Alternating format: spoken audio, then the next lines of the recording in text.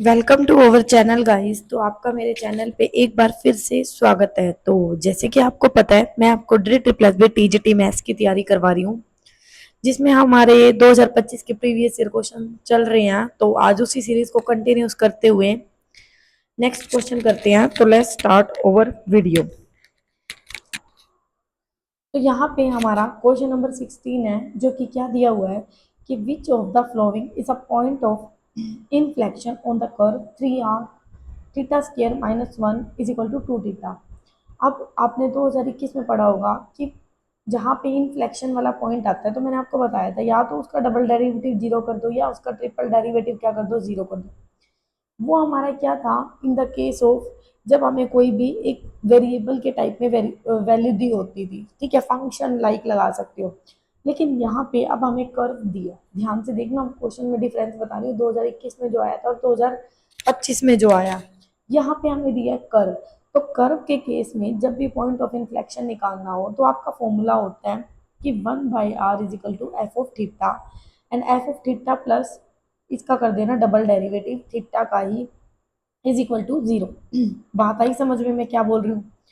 वहां पे जो हम करते थे, जब हम डबल डेरिवेटिव ट्रिपल डेरिवेटिव ये मैक्सिमम मिनिमम के पॉइंट में जाते थे, जब ये जीरो होते थे तो हम निकालते थे, वहां पे बोल देते थे कि क्या है point of inflection in the case of function, या फिर वेरिएबल दे रखे होते थे। यहाँ पे हमें कर्व दिया, कर्व के केस में आपको ये चीज लर्न होनी चाहिए, याद होनी चाहिए, ठीक है, कुछ वो नहीं है, इतना डीपली पढ़ने की जरूरत नहीं है इसको, बस थोड़े बहुत कंसेप्ट क्लियर होने चाहिए कि 1/r क्या होता है, एफ ऑफ थीटा, और इसकी इक्वेशन कैसे लिखते हैं, F of theta plus theta का क्या करना, double derivative is equal to zero, बस।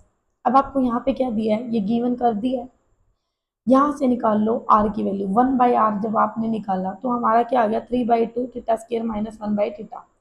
1/r क्या था, एफ ऑफ थीटा, यानी कि एफ ऑफ थीटा की वैल्यू आ गई। इसका कर दो, दो बार डेरिवेटिव करना है, इसका पहली बार करोगे ये आएगा, जब सेकंड टाइम डेरिवेटिव करोगे तो ये आएगा। बात आ गई समझ में?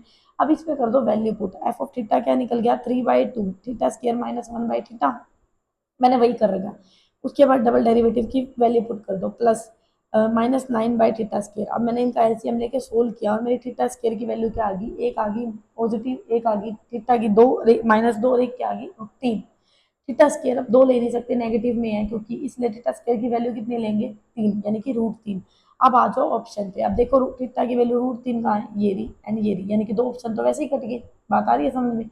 अब आपको निकालनी है आर की वैल्यू। आर की वैल्यू कैसे निकालोगे, जहां पे आपके थीटा स्क्वायर है ना, पहली वाली इक्वेशन पे आ जाओ, थीटा स्क्वायर की वैल्यू पुट कर दो, जैसे 3/2 थीटा स्क्वायर यानी 1 - 1/थीटा स्क्वायर लिख सकती हूँ ना मैं इसको, यहाँ पे थीटा स्क्वायर की वैल्यू पुट कर दो 1/3, 3/2 एंड 1 - 1/3, यानी कि इसको भी सोल्व करोगे तो कितना आ जाएगा, 2/3, यानी कि आर की वैल्यू यहाँ से कितनी आ जाएगी, 1। तो ऑप्शन नंबर सी क्या आ जाएगा आपका आंसर। बस आपको इतना पता होना चाहिए था कि पॉइंट ऑफ इन्फ्लेक्शन के लिए जो हमारी कर्व है वो किस टाइप से सोल्व करते हैं। 1/r is equal to F of theta plus theta का double derivative is equal to zero, यही था कंसेप्ट। होप सो आप समझ पाए होगे। नेक्स्ट क्वेश्चन है हमारा, अगर आपने ना 2021 का पेपर अच्छे से किया है ना, तो आपको ये सारी चीजें अच्छे से समझ में आ रही होंगी, क्योंकि मैंने 2021 का पेपर बहुत ही डीपली वे में एंड बहुत ही अच्छे तरीके से कराया विद कंसेप्ट को कनेक्ट कर करके। तो अगर आपने वो चीज की है ना, तो ये आपको इजी लग रहे होंगे क्वेश्चन। हमें दे दिया let F of X is equal to cos theta 1 plus cos theta X belong to R, then F is क्या, पहले ऑप्शन पे आओ। मैंने ऑलरेडी 2021 में बताया था कि जब इस टाइप के क्वेश्चन आते हैं तो ऑप्शन पे आओ। देखो यहाँ पे इंक्रीजिंग डिक्रीजिंग कुछ ऐसा ऐसा वर्ड आ रहा है, मैंने वहां बताया भी था। इंक्रीजिंग कब आता है, जब हमारा फंक्शन का डेरिवेटिव ग्रेटर देन जीरो होता है। डिक्रीजिंग कब आता है, जब हमारा फंक्शन का डेरिवेटिव लेस देन क्या आता है, जीरो आता है। तो आपको कुछ नहीं करना, फंक्शन दिया हुआ है, इसका कर दो सबसे पहले डेरिवेटिव। डेरिवेटिव मैंने यहाँ पे करा हुआ है u इंटू वी लगा के, होप सो आप कर लोगे, ये आपके लिए ही सोल्व किया है, क्योंकि इसकी पीडीएफ मैं टेलीग्राम ग्रुप पे डाल दूंगी, आप वहां से पढ़ लेना, इसलिए मैंने यहाँ सोल्व किया हुआ। तो मेरा यहाँ से क्या आ गया, -sin x 1 प्लस कोस केयर एक्स, ये कर लोगे ना, इतना ये बताने की नीड नहीं है ना। अब देखो ऊपर नेगेटिव नीचे पॉजिटिव, नेगेटिव पॉजिटिव क्या होगा, नेगेटिव, यानी कि फंक्शन क्या आएगा, डिक्रीजिंग। लेकिन ये डिपेंड किस पे करेगा, साइन के ऊपर, क्योंकि साइन 0 0 होता है, साइन 90 1 होता है, साइन पाई क्या होता है, -1। तो अब आपको ये वैल्यू देखनी होगी कहाँ पे ये सेटिस्फाई कर रहा है। तो ऑप्शन नंबर 1 पे आ जाओ, पहला ऑप्शन नंबर 1 हम बाद में देखेंगे क्योंकि यही आंसर है। पहले हम आ जाते हैं ऑप्शन नंबर 0 से π/2। मैंने मान लो साइन को जीरो डाला, साइन को जीरो डाला, 0 बाय, नीचे तो तुम छोड़ दो, पॉजिटिव वैल्यू है, ठीक है, नीचे तो पॉजिटिव है, 0 बाय समथिंग क्या होता है, जीरो, यानी ये लेस देन जीरो हो गया।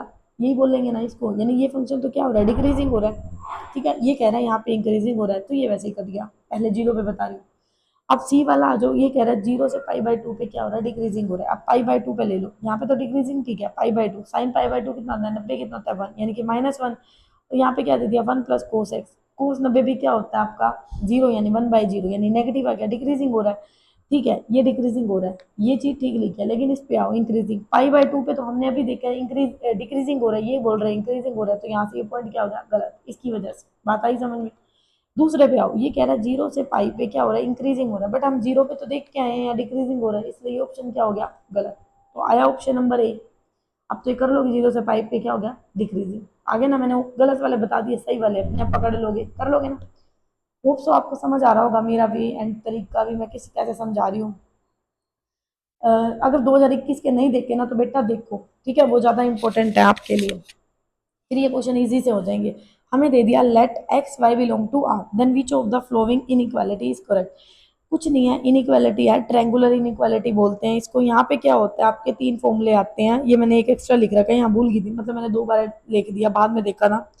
तो ये तीन चीजें होती हैं, क्या होती है, जब दोनों तरफ मोड और प्लस हो तो ये लेस देन और इक्वल टू क्या होता है, अलग अलग, दोनों में क्या आ जाएगा, प्लस। जब ये माइनस होता है तो भी बीच में क्या आता है, प्लस, जब अलग करते हैं हम। लेकिन जब इनका मोड अलग होता है, mod X minus mod Y less than, तो ये क्या होता है, एक्स माइनस वाई। तो तुम यहाँ से देख भी सकते हो, ये चीज ही लिखी हुई है। ठीक है, जब ये अलग अलग होते हैं तो ये लेस देन इधर हो जाता है। तो देखो, अभी पहले पे आओ, इसने बोला इनकोरेक्ट, ध्यान से क्वेश्चन पढ़ना, क्या करना है, गलत बताना है। हमें दे दिया mod of X minus Y less than, अब लेस देन क्या दे दिया, एक्स प्लस वाई। ठीक है, ये तो ठीक है, गलत बनाया है। Mod of X minus Y, भाई यहाँ बीच में प्लस आना चाहिए था, मैंने आपको बताया दोनों केसों में क्या आएगा, प्लस आएगा, तो ये चीज गलत है, इसलिए भी याद। जब दोनों को अलग अलग करेंगे तो ये भी माइनस आएगा, ये बात भी बिल्कुल ठीक है। देखो, जब दोनों को अलग कर रहे हैं ना, बीच में माइनस है तो यहाँ भी माइनस है, लेकिन जब ये दोनों कंबाइन है ना, यहाँ प्लस आएगा, ये प्लस है, ये भी लेस देन प्लस है, तो ये बात बिल्कुल ठीक है, ऑप्शन नंबर बी क्या हो गया, करेक्ट। नेक्स्ट क्वेश्चन है हमारा 19, if n is the set of the natural number and r is a relation on n defined by a and b belong to r, if and only if 3 divide a minus b। देखो, जब भी इस type का question है ना, natural number हो या कुछ हो, कुछ भी हो, ये हमेशा इक्विवेलेंस होता है। इक्विवेलेंस का मतलब क्या होता है, जिसमें वो रिफ्लेक्सिव भी होते हैं, ये प्रूफ करके दिखाने नहीं होते, रिजल्ट होते हैं, दो तीन ही है ये। रिफ्लेक्सिव होता है, ठीक है, ट्रांजिस्टिव होता है, एंड सिमेट्री होता है। तो मैंने ये 11th क्लास जब मैंने आपको पढ़ाई है ना, तो मैंने ये तीनों चीजें अच्छे से बताई थी फर्स्ट उसमें ही, कि रिफ्लेक्सिव, ट्रांजिस्टिव, सिमेट्री क्या होती है। और मैंने अलग से भी प्लेलिस्ट बनाई हुई है ड्रिल ट्रिपल एसबी के नाम से, बेसिक भी कराए हैं आप तो आपको। तो भाई इतना तो मैं होप करके चलूंगी कि आपको पता है, और मतलब मेरे मेरे से पढ़ रहे हो तो काफी टाइम से, तो इतनी चीजें आपको क्लियर होंगी, तो कर लोगे यार, क्या हो जाएगा, इक्विवेलेंस। नेक्स्ट हमें दे दिया, if x plus one by X is equal to -2 cos theta, then find the value of x। अब देखो, ये वाला ना 10th क्लास का होगा, मैं झूठ नहीं बोल रही, एच टेट का पेपर देते हो ना, वहां से कनेक्ट हो गया, आ गया। अगर आपने मतलब एच टेट का पेपर दिया है तो एच टेट टीजीटी पीजीटी दोनों में ही आता है ये वैसे भी 10th क्लास का है, अलजबरा का।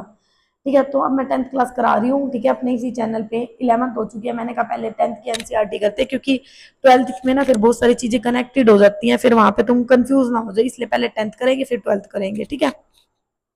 हमें दे दिया x plus one by x, ये दिया है, हमें दो की वैल्यू निकालनी है, r को 1 पुट कर दो, यानी x square plus one by x square की वैल्यू निकालनी है। यानी कि जब भी आपको 1 प्लस एक्स गिवन होता है तो X square plus one by X निकालते हो, याद होगा N square minus one formula होता है। और जो ये एन होता है ना, एन को हम क्या मानते हैं, x plus one by x. मैंने तो इस टाइप से याद किए हुए हैं ये, ठीक है, तो मैंने बस वही तरीका लगा दिया, एन स्क्र माइनस वन, यानी एन क्या है, x plus one by x square minus one, ये हमें गिवन है, ये रहा, यहाँ पे मैंने पुट कर दिया। मतलब सिंपली ये ट्रिग्नोमेट्री का देखो कैसे करके बना के दे रखे हैं। अब यहाँ पे 4 कोस के थीटा माइनस में 2 कोस के थीटा माइनस वन। अब ये दो मैंने बाहर ले लिया, 2 कोस के थीटा माइनस वन, ये क्या होता है, कोस 2 थीटा। अगर नहीं पता ना, जैसे मान लो तुम्हें ट्रिग्नोमेट्री के फॉर्मूले नहीं पता, बहुत सारे हैं, कितने याद करें, क्या याद करें, जो तुम्हारे पेपर में आ रहे हैं ना, बस वही वही याद कर लो, उसके अलावा कुछ नहीं याद करने, ठीक है, मैं बता रही हूँ। ये तुम चाहे जो मर्जी समझो, ट्रिक समझ लो, जो मर्जी समझ लो, इससे बाहर कहीं नहीं आएंगे ट्रिग्नोमेट्री के फॉर्मूले। या तो एक अलग से प्लेलिस्ट बना लो, मतलब वो बना लो, पेज बना लो, ठीक है, नहीं तो मेरे को बता देना, मैं शॉर्ट्स में करा दूंगी ट्रिग्नोमेट्री के एक एक करके फॉर्मूले जो आपके प्रीवियस ईयर में आए हैं, मेरे को बता देना। मेरे को ना, सच बताऊं, मैं झूठ नहीं बोल रही, मेरे को टाइम नहीं लगता शॉर्ट्स बनाने का, ये मैं लॉन्ग लॉन्ग वीडियो भी बना रही हूँ ना, पता नहीं कैसे बना रही हूँ, पर मैं झूठ नहीं बोल रही, मेरे को शॉर्ट्स बनाने का टाइम नहीं मिलता, मैं भूल जाती हूँ शॉर्ट्स में बनाना क्या था। अगर तुम मुझे कमेंट करके याद दिला दोगे तो मुझे याद रह जाएगा, ठीक है। बाकी बता देना मेरे को, कमेंट करके बताना पहले, क्योंकि तुम ही याद दिलाते हो फिर मेरे को मैडम वीडियो, तब मेरे को याद आती है भाई वीडियो नहीं अपलोड करी। मैं कई बार वीडियो बना लेती हूँ, प्राइवेट कर देती हूँ, मैं भूल जाती हूँ अपलोड करना भी, सच्ची बताऊँ तो। पता नहीं कैसा, मतलब इतना तो कुछ काम भी नहीं है सही बताऊँ तो। मतलब ठीक है मैं स्कूल में पढ़ाती हूँ, बट कई बार मैं भूल जाती हूँ सीरियसली। वीडियो मैं बना देती हूँ, ऐसी बात नहीं है, मैं डेली वीडियो शूट करती हूँ, डेली बनाती हूँ, बट कई बार मैं अपलोड करना भूल जाती हूँ, क्योंकि काम इतना हो जाता है, कभी कभी स्कूल का, कभी घर का। तुम समझ सकते हो, मैं लड़की हूँ तो, और एक ऊपर से शादी का प्रेशर, तो भाई 100 चीजें हो जाती हैं, इसलिए तो ठीक है, थोड़ा सा समझ के चलो। एंड हो सके तो मेरे चैनल को सब्सक्राइब कर दो प्लीज। 321 है आई थिंक, 331 सब्सक्राइबर, तो तुम ही बढ़ाओगे, तुम ही करोगे, ठीक है, तुम्हारे ऊपर मैंने छोड़ रखा है, सो देख लेना, ठीक है। तो यहाँ से तुमने कोस टू थीटा ले लिया, 2 कोस के थीटा माइनस 1 2 कोस थीटा, ये आ गया। बस अब ऑप्शन में आर की वैल्यू 1 पुट करो और चेक कर लो कौन सा ऑप्शन सेटिस्फाई है, तो तुम्हारा बी क्या हो जाएगा आंसर, ठीक है। जैसे कि पता है मैं 5 ही क्वेश्चन करा रही हूँ अभी डेली के। सो अभी के लिए इतना ही, मिलते हैं कल। Thank you so much guys for watching my videos.